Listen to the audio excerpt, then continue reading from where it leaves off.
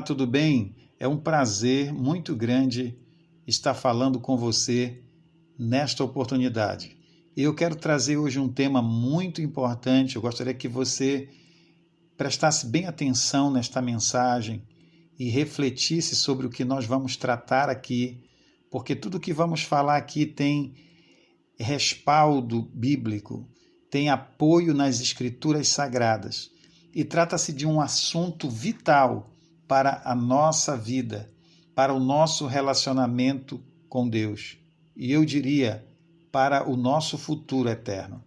O tema desta mensagem é: Jesus morreu na cruz para levar-nos de volta a Deus.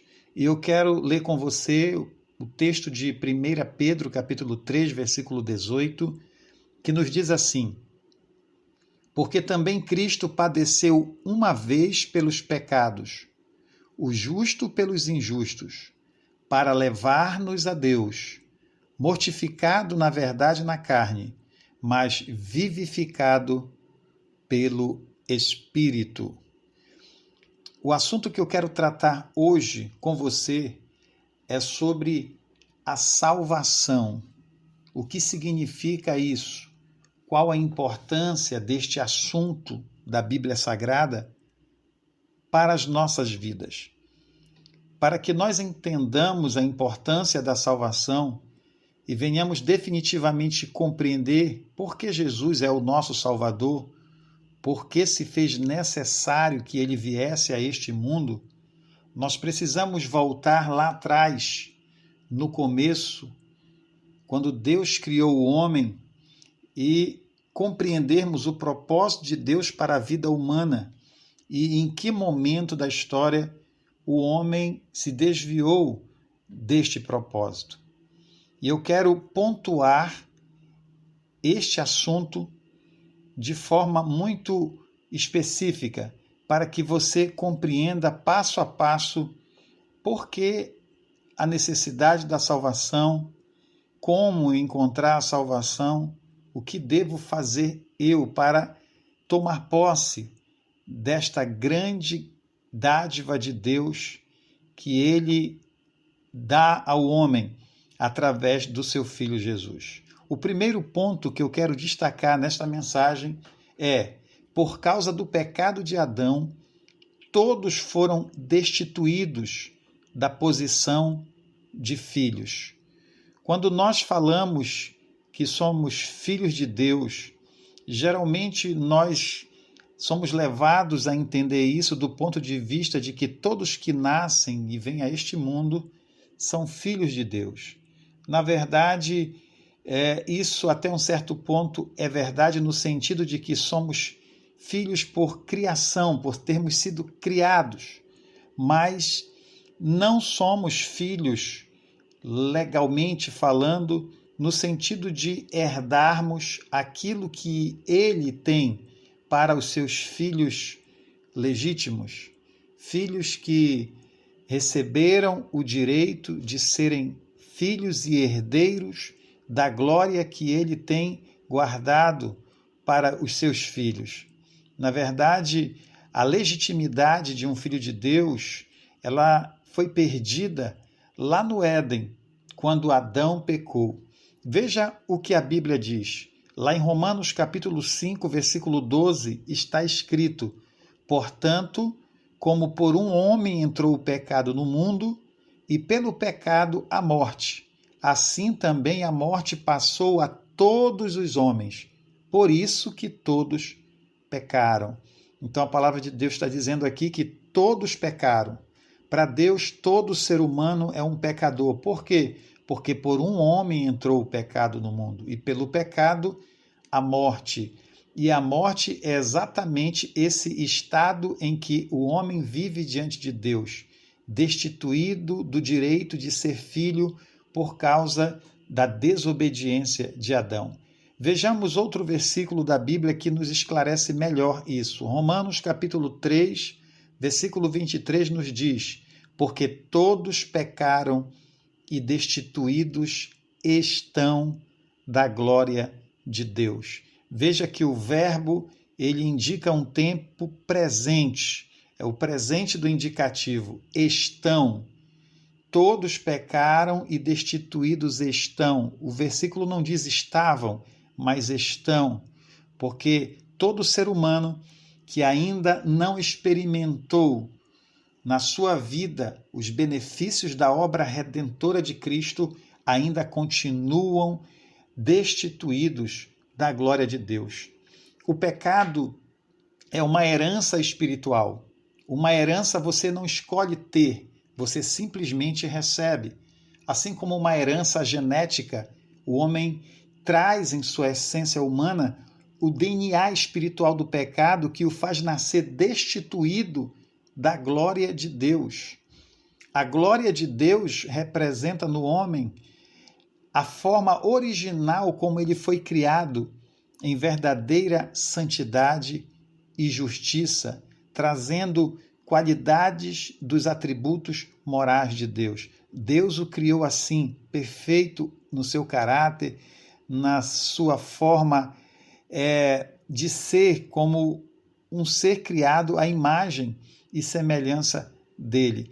Mas o pecado desfigurou o homem, o colocando numa posição de desobediência a Deus, levando esse homem agora, a partir do pecado, a viver uma vida baseada nos seus próprios desejos e vontades. Nós vamos aprofundar melhor isso e vamos passar ao segundo ponto. Depois da queda, o homem passou a viver por sua própria vontade, por seus próprios desejos.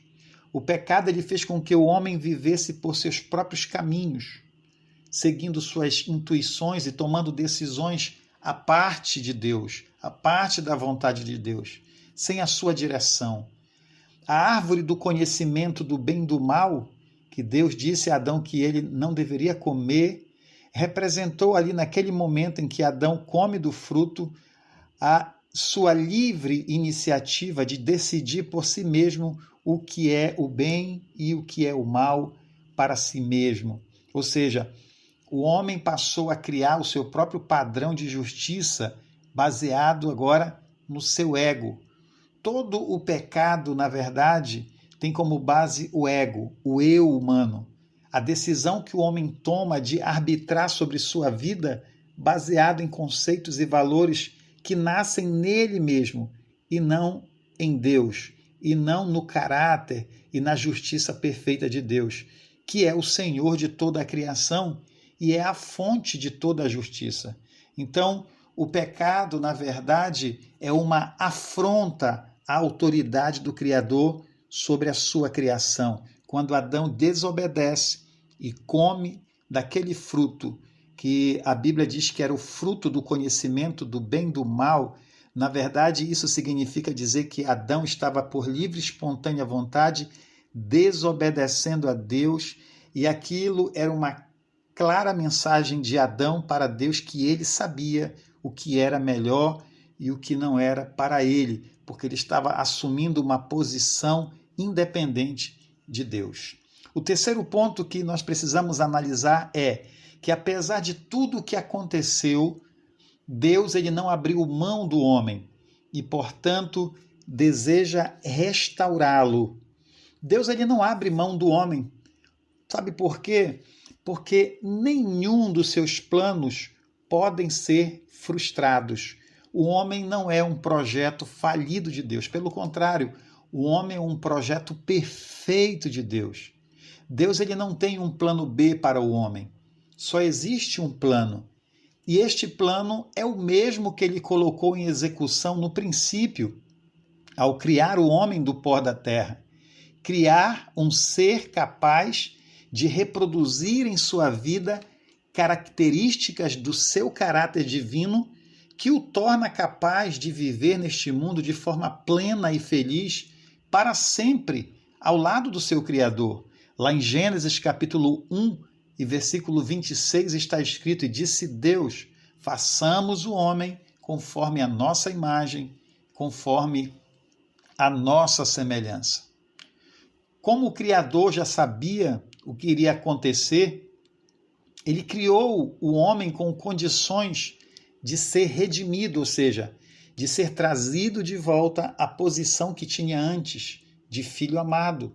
É claro que isso iria trazer-lhe duras consequências, mas lhe serviria para um bem maior no futuro eterno, tanto no que diz respeito aos propósitos eternos de Deus em relação à criação, como no que diz respeito ao próprio sentimento humano.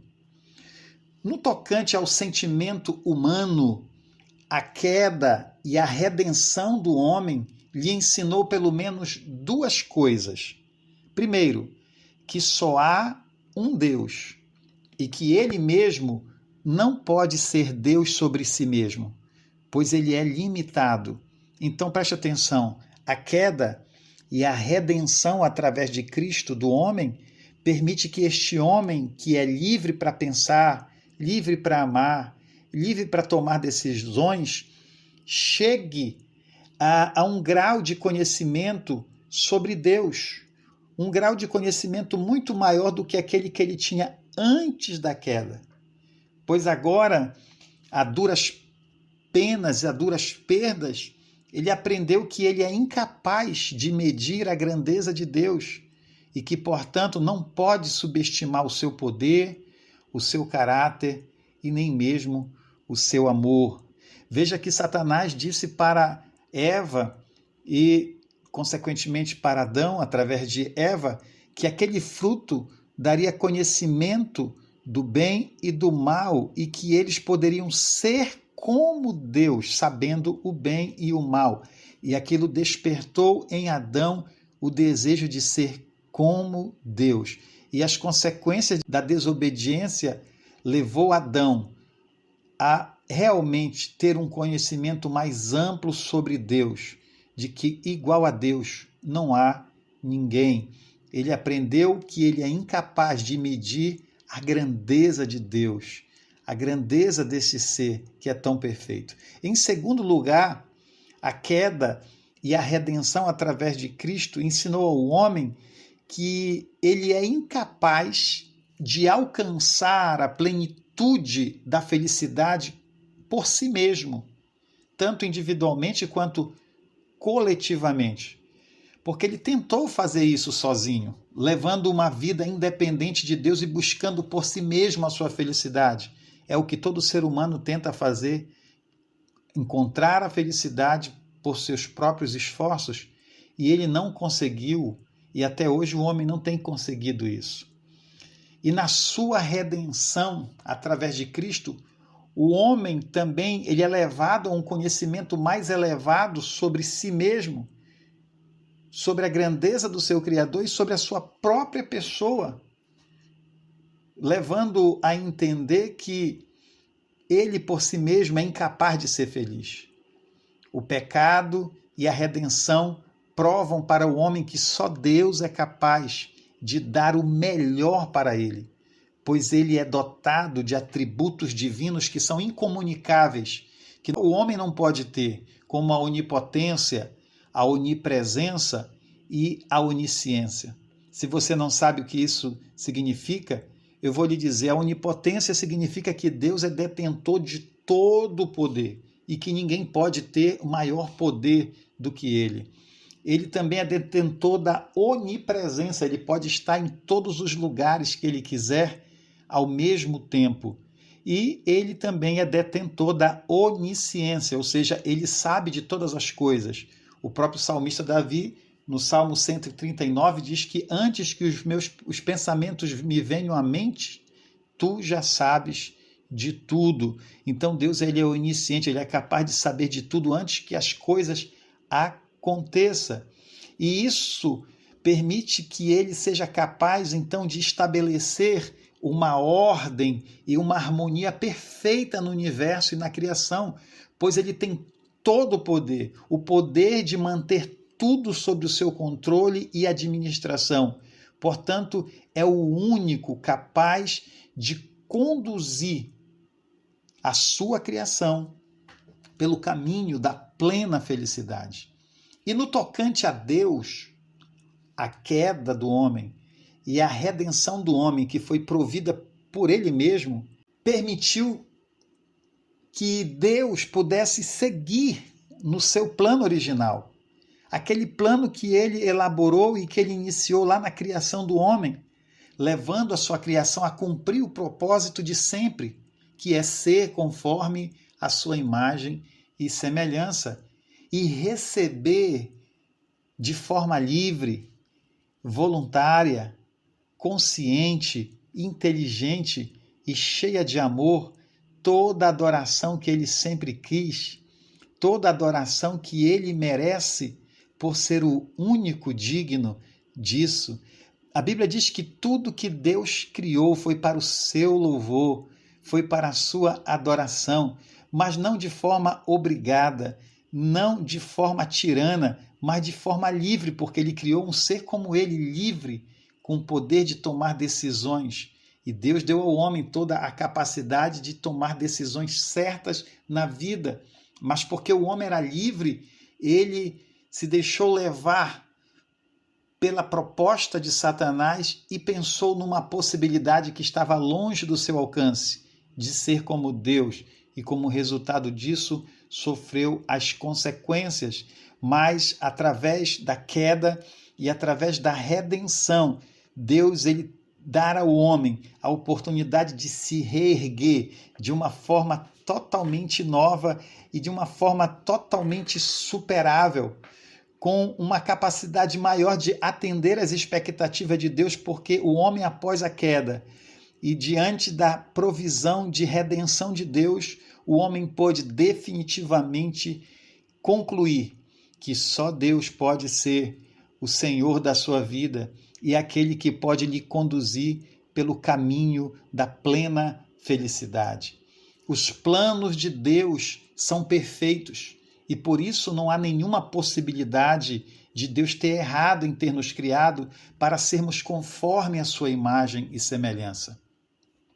O mesmo livre-arbítrio que ele deu a Adão para fazer sua escolha é o mesmo livre-arbítrio que temos hoje para fazermos a nossa escolha.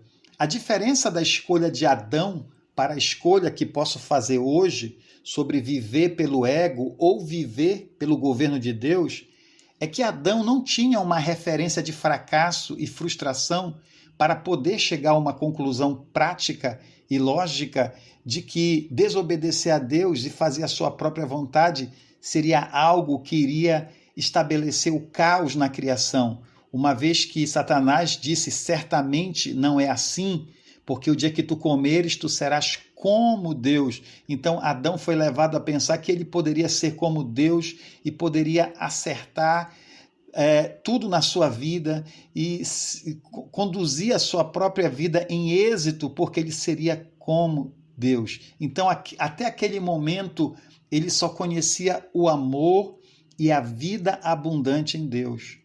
A sua tentativa em ser como Deus, como lhe propôs a serpente, lhe mostrou depois que nunca deveria ter feito aquilo.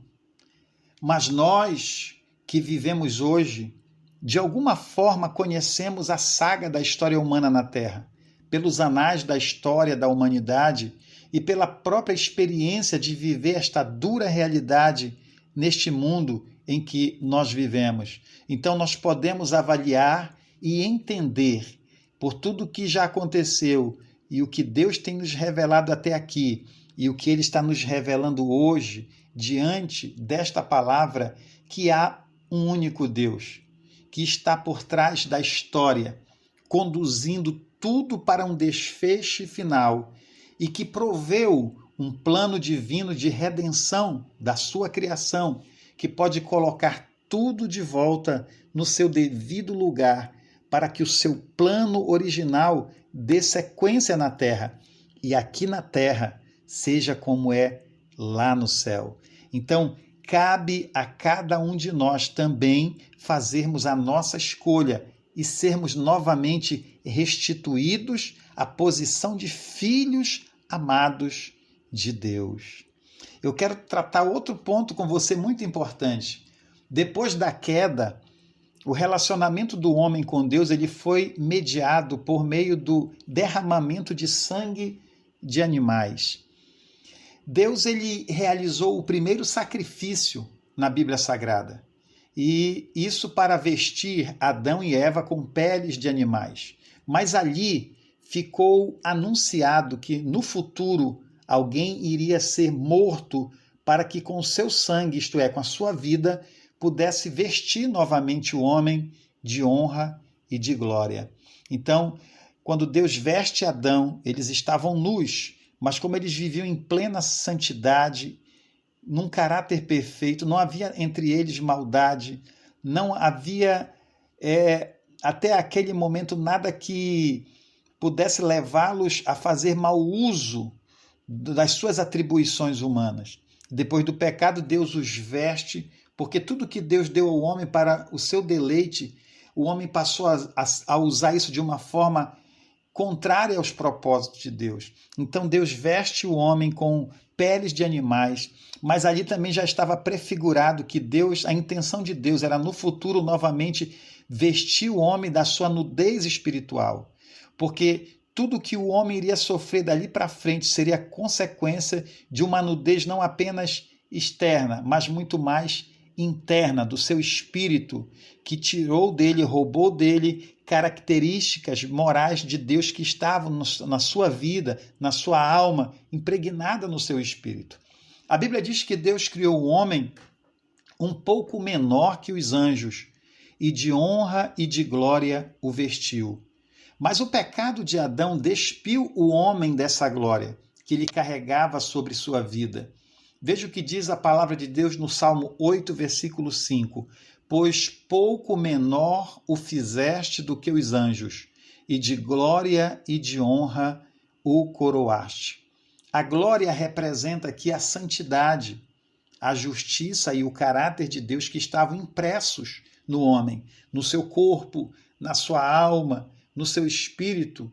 Ou seja, tudo no homem expressava características de Deus.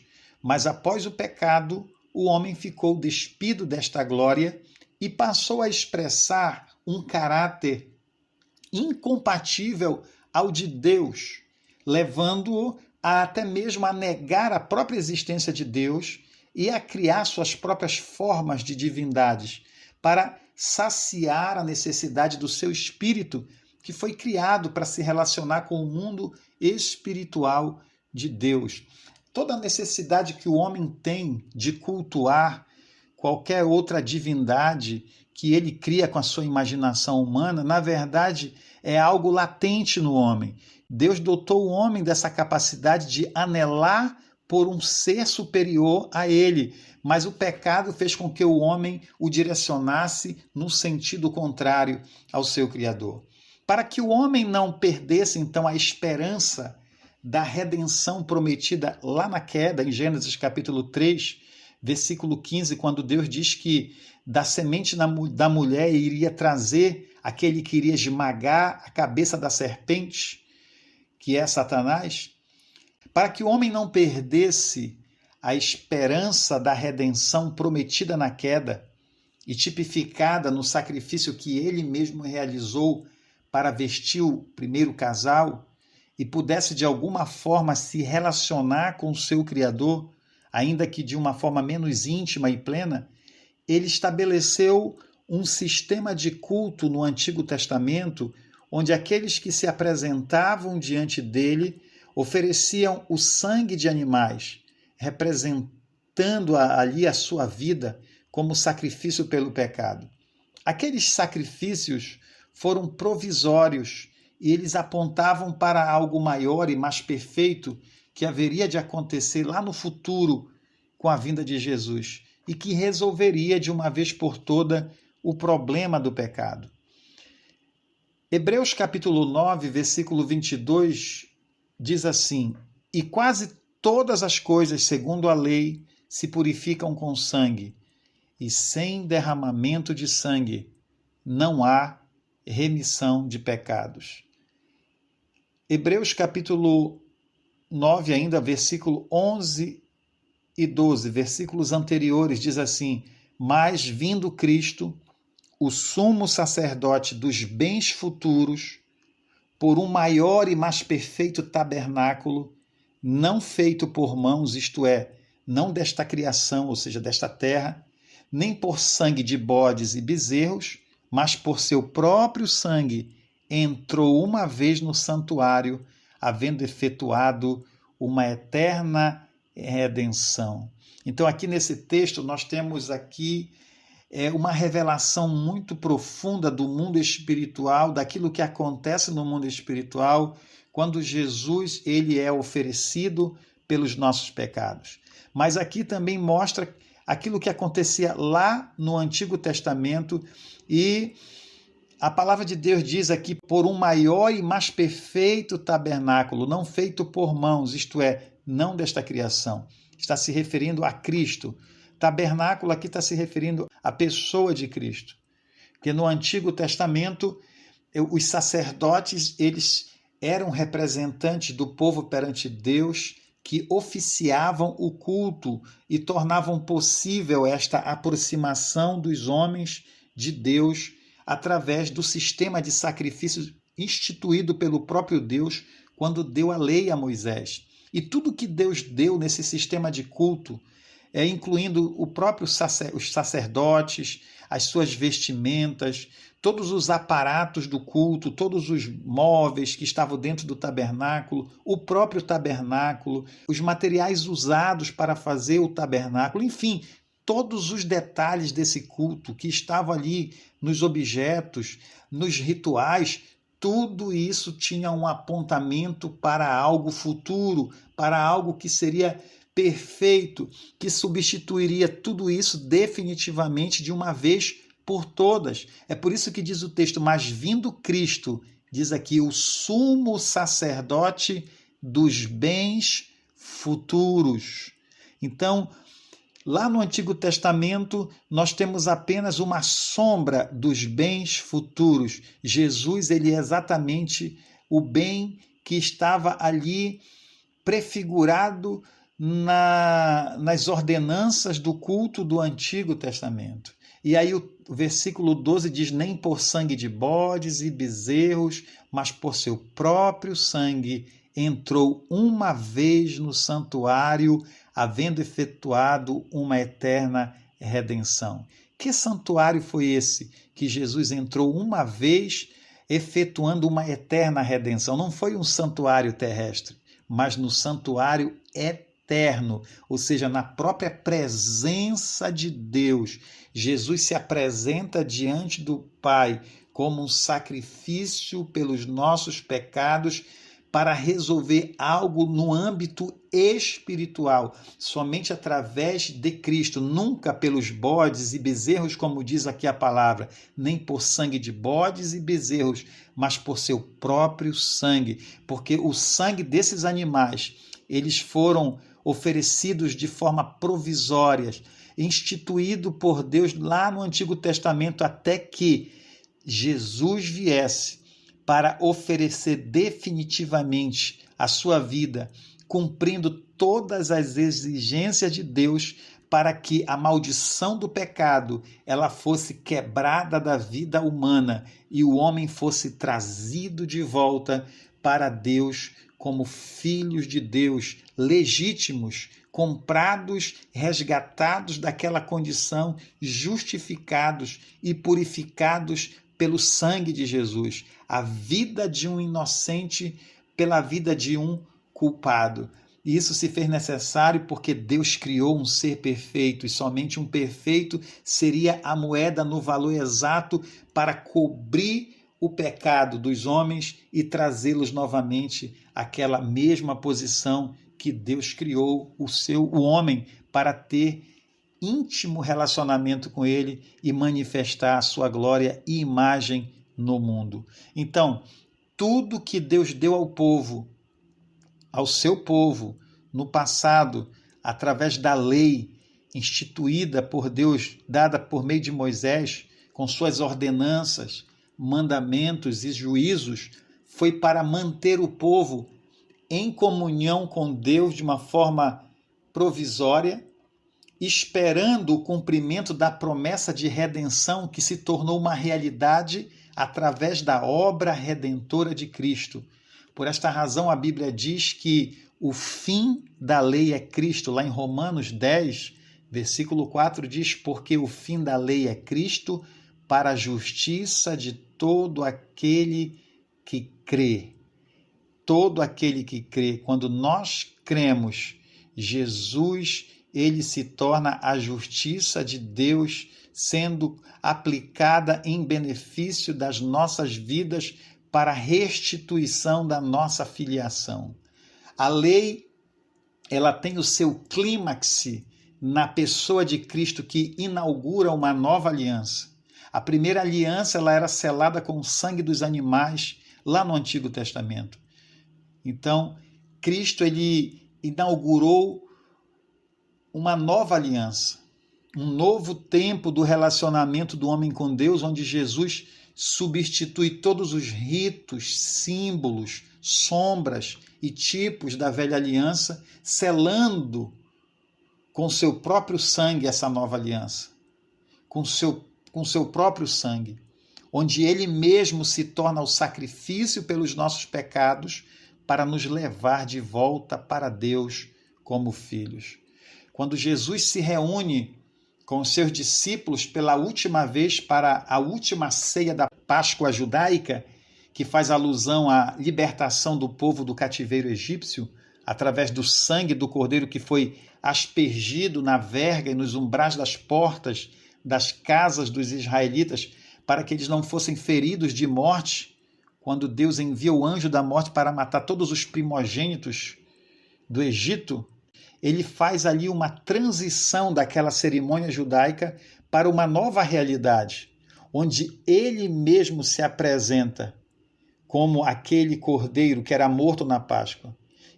Ele mesmo se apresenta como aquele que iria tomar a forma real daqueles símbolos da Páscoa e de todas as ordenanças da lei para cumprir as exigências legais de Deus.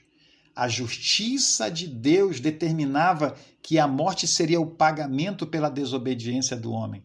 A morte aqui não é apenas a separação do corpo do espírito, mas a separação eterna do homem do seu Criador para sempre, pois o homem foi criado para viver eternamente e ele assim viverá, ou eternamente seguindo o propósito de Deus, ou eternamente separados de Deus, porque Deus precisará colocar um ponto final a todo o caos que o pecado trouxe à humanidade, e ele exercerá justiça novamente sobre aqueles que têm virado a costa para a sua provisão, para a sua providência divina, porque esta é a forma que ele colocará fim a todo o sofrimento humano.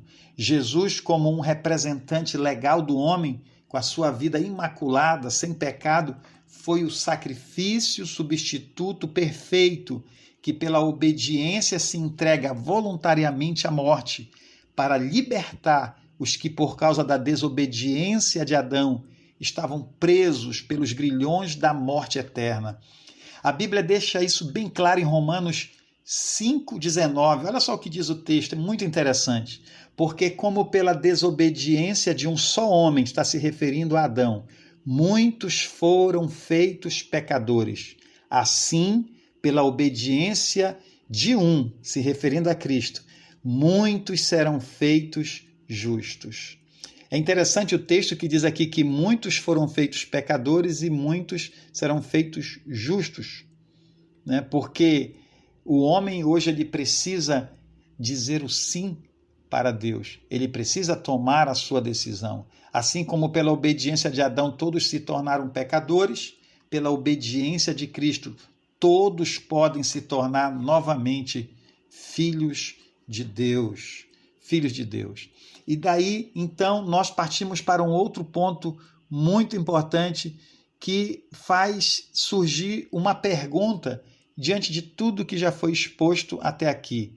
O que devo fazer de fato para me tornar filho de Deus? Como isso pode ser implementado na minha vida?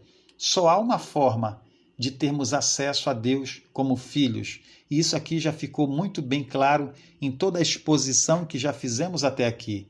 Jesus. Jesus é a única forma de acesso a Deus. Qualquer outra coisa que tentarmos fazer para se chegar a Deus é uma tentativa em vão, pois todos pecaram, por causa de Adão. E como diz a Bíblia, estão destituídos da glória de Deus, ou seja, destituídos da posição de filhos. A vida de filho de Deus, ela é restituída ao homem através da vida de obediência de Cristo, que foi entregue em sacrifício para pagar a conta completamente. Um ser perfeito como o primeiro Adão foi a moeda de valor inestimável que foi dada em resgate para nos restituir a posição de filhos novamente. Jesus se fez humano para que com a sua vida perfeita fosse o sacrifício perfeito pelos humanos pecadores. Ele foi o nosso substituto legal. 1 Pedro capítulo 3, versículo 2, diz: porque também Cristo padeceu uma vez pelos pecados, o justo pelos injustos, para levar-nos a Deus. Para levar-nos a Deus. É Jesus que nos leva a Deus, através do que ele fez por nós na cruz do Calvário. É por esta razão que a Bíblia diz que não existe entre o homem e Deus nenhum ser humano que possa ter algum mérito na salvação do homem. Todos os méritos são de Cristo. Fora ele, todos descendem de Adão e nascem com a natureza pecaminosa e necessitam de um Salvador. E eu posso afirmar biblicamente que todos os que nascem de Adão, como diz a Bíblia, são pecadores. Inclusive a mãe de Jesus, que deu à luz a Jesus, ela também necessitou da obra redentora de Cristo. Jesus morreu pela sua mãe, Jesus morreu pela sua família. O fato de Maria ter gerado Jesus e trazido ele à luz nesse mundo não significa que ela não era pecadora.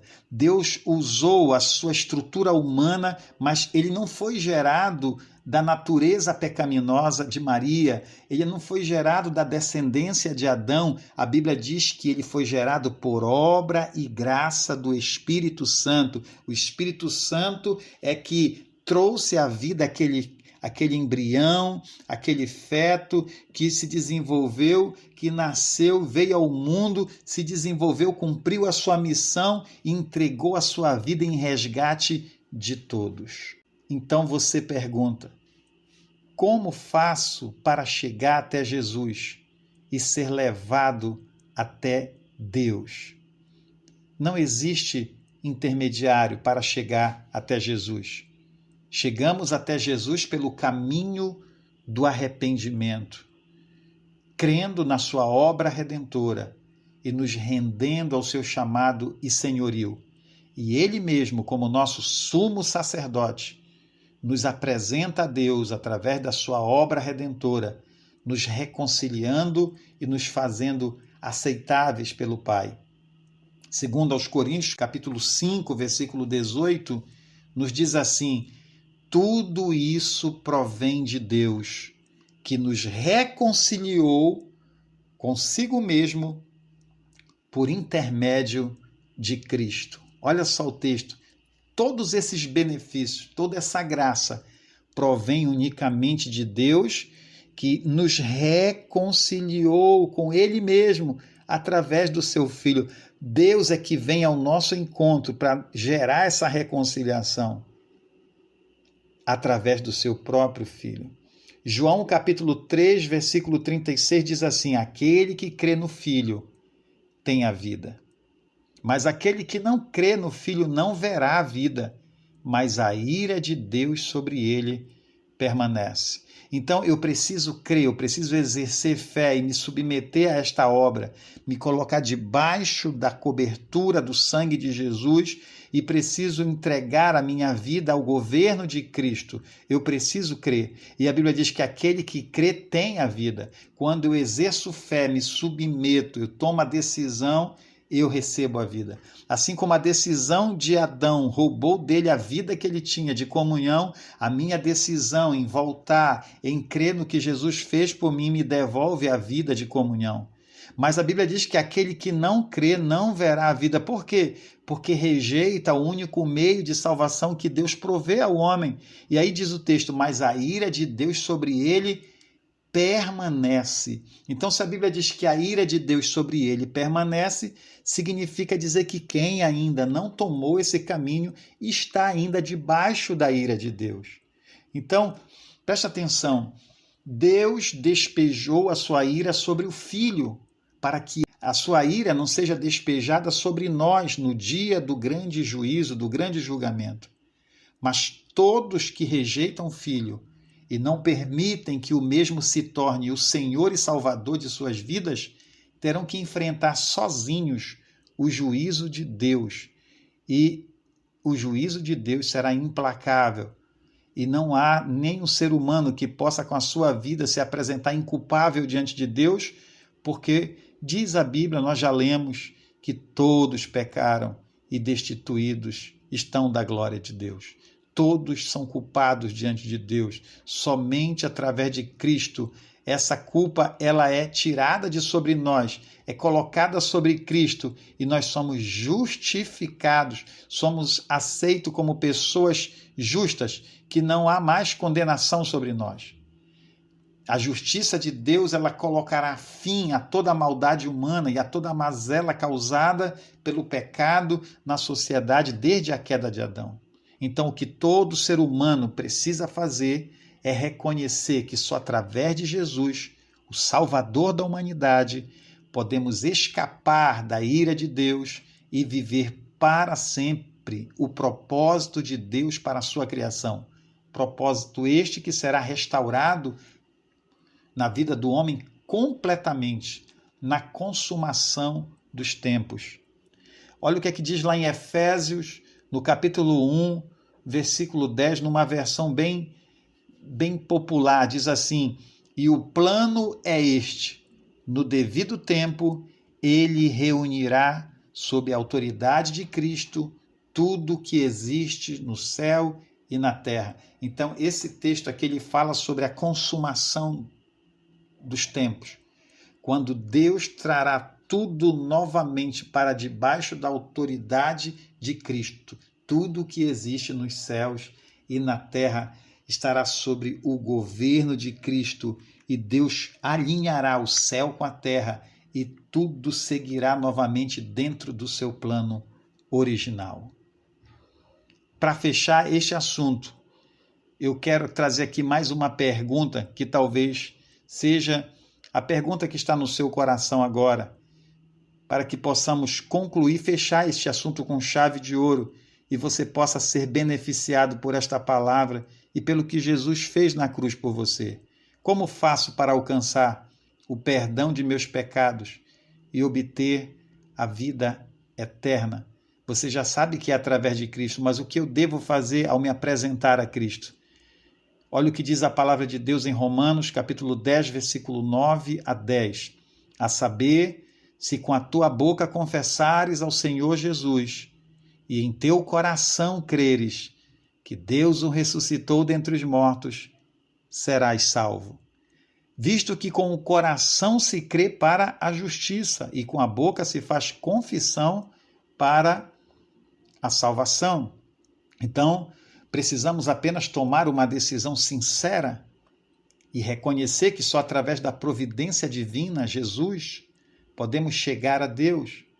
Então, assim como o pecado de Adão foi um ato da sua livre vontade e escolha, o caminho de volta para Deus requer do homem uma livre vontade da sua decisão e escolha através da manifestação sincera da sua vontade diante de tão maravilhosa graça salvadora. Jesus é o único caminho. Jesus é a única escolha que você tem, que eu tenho, que toda a humanidade tem. Não há outra saída. Então, você precisa confessar, você precisa abrir a sua boca e confessar em oração, crendo no seu coração, para que você alcance a salvação. E a Bíblia diz, porque com o coração se crê para a justiça. Deus estabeleceu isso como uma justiça Isso é uma lei do mundo espiritual. Quando você abre o seu coração e sinceramente você crê, Deus toma isso como justiça. Ele estabeleceu isso como meio, como mecanismo de redenção para nós, como a nossa participação, como a nossa resposta diante do que ele fez por nós. João capítulo 14, versículo 6, Jesus diz: eu sou o caminho e a verdade e a vida. Ninguém vem ao Pai se não for por mim. Aqui Jesus fecha todas as possibilidades de irmos ao Pai, a não ser por Ele. Ele é a única possibilidade de chegarmos ao Pai. E em João capítulo 1, versículo 12 diz assim: mas a todos quantos o receberam, deu-lhes o poder de serem feitos filhos de Deus, aos que creem no seu nome. Então aqui está muito claro que a todos quanto o receberam, deu-lhes o poder, ou seja, o direito de ser filho de Deus. Então, o direito de ser filho de Deus não é dado a quem nasce numa religião ou a quem bate no peito e diz por compreensão própria, por achismo, que é filho de Deus. Não, mas por um ato legal, por um ato que nenhum ser humano pode realizar. Algo de uma dimensão superior à nossa esfera humana que nos coloca nesse cenário humano como descendente de Adão pecadores. Jesus, ele vem ao mundo da forma como Deus criou o primeiro homem perfeito.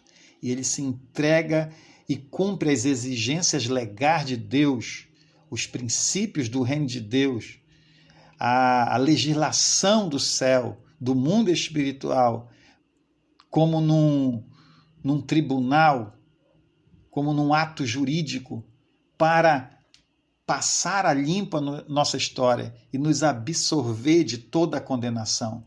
Então, diante de você hoje está uma grande oportunidade. E a minha palavra para você, para fechar este assunto, é que você deve fazer a sua decisão hoje mesmo e receber a Jesus como Senhor e Salvador de sua vida.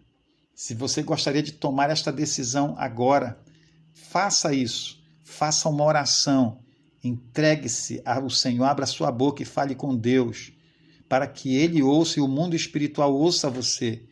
Entregue a sua vida a Ele, arrependa-se do seu pecado e dos seus pecados.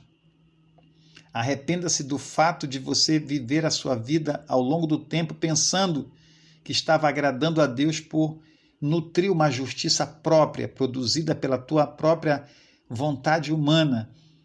E diante de tudo que você ouviu aqui e pôde aprender, que a justiça humana para Deus é trapo de imundícia, e somente a justiça que Ele provê através de Cristo nos liberta de toda a culpa, de todo o pecado e nos transforma em verdadeiros filhos dele. Então reconheça isso e diga: Senhor, eu retomo a minha vida diante de Ti, eu me coloco diante de Ti reconhecendo que nada posso fazer por mim mesmo, somente Cristo. Os méritos são todos de Cristo e eu reconheço isso e me submeto também ao governo de Cristo sobre a minha vida. Eu entrego a Ti hoje a minha vida. A partir de hoje eu quero ser completamente Teu. Eu abdico do direito de ser o dono da minha vida e devolvo a Ti, que é o meu verdadeiro dono, a minha vida, para que Tu sejas o mentor da minha vida e da minha história.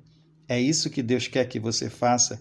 É isso que você precisa fazer, que todo ser humano precisa fazer para realmente ter implementada na sua vida a obra da salvação.